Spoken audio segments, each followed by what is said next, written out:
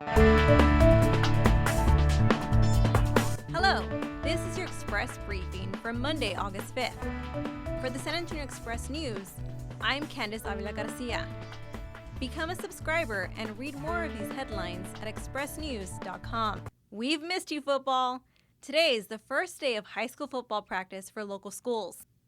Harlandale ISD trustees will meet tonight to discuss the firing of Superintendent Ray Madrigal, who's on administrative leave amid an impending state takeover.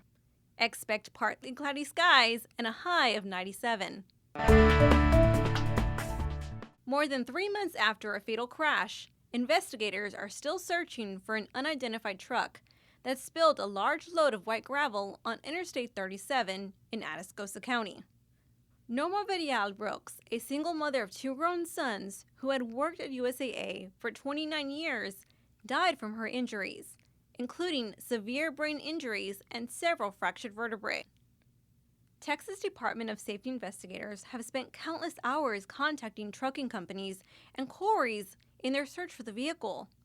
They told Brooks' sons that only a few places use that kind of gravel found on the highway, but none of them reported a loss of inventory. Manuel Oliver was in El Paso this past weekend to paint a mural in honor of his son Joaquin, one of 17 students gunned down in the Parkland school shooting in Florida last year.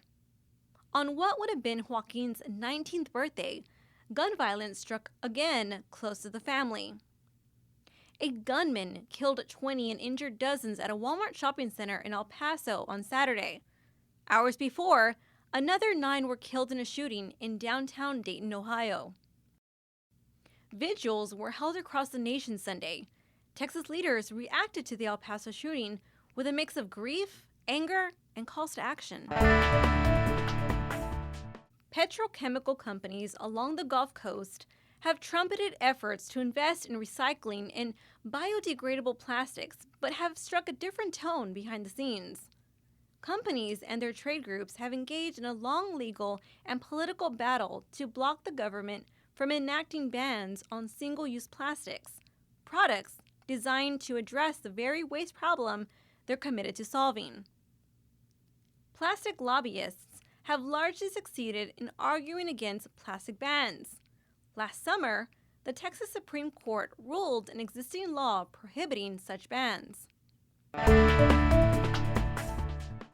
Issues with the Boeing KC-46 tanker have cost the Air Force more than $300 million, including problems with the plane's ability to refuel stealth aircraft without damaging them. The deficiencies have been frustrating. Acting Air Force Secretary Matthew Donovan said on a recent visit to Joint Base San Antonio Lackland, "Deliveries of the jet are behind schedule and the Air Force stopped accepting it after debris was found in the planes. The tanker is one of the Air Force's costliest programs, at $43 billion. Fixes involving the fuel boom are expected to take 3 to 4 years." In the things you need to know today, Tim Morrow is using his time at SeaWorld and Six Flags Fiesta Texas to revamp the San Antonio Zoo into an entertainment experience. Former Mayor Henry Cisneros and a New Orleans company are transforming his family's former print shop into a co-working space. A San Antonio man who was sentenced to life in prison for dealing crack cocaine has been freed after 27 years, thanks to a law signed last year by President Trump. There's plenty of talent at the libero position for San Antonio high school volleyball teams, and those players could play crucial roles in their team's lofty aspirations. Now to the fun stuff. Turning trash into unique nature paintings. For roughly 3 decades, Jesus Toro Martinez has used shredded paper, aluminum cans, and other recycled goods as art supplies for painting depicting the Colorado River. Good Time Charlie's scores a top-notch queso burger, beer, and chicken fried steak. Check out food critic Mike Sutter's review on expressnews.com/food. Do you have a shady yard?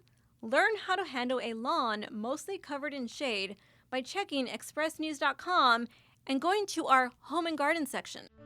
Visit expressnews.com for all of these headlines and more. That's your Express briefing for Monday, August 5th. For the San Antonio Express News, I'm Candice Avila Garcia.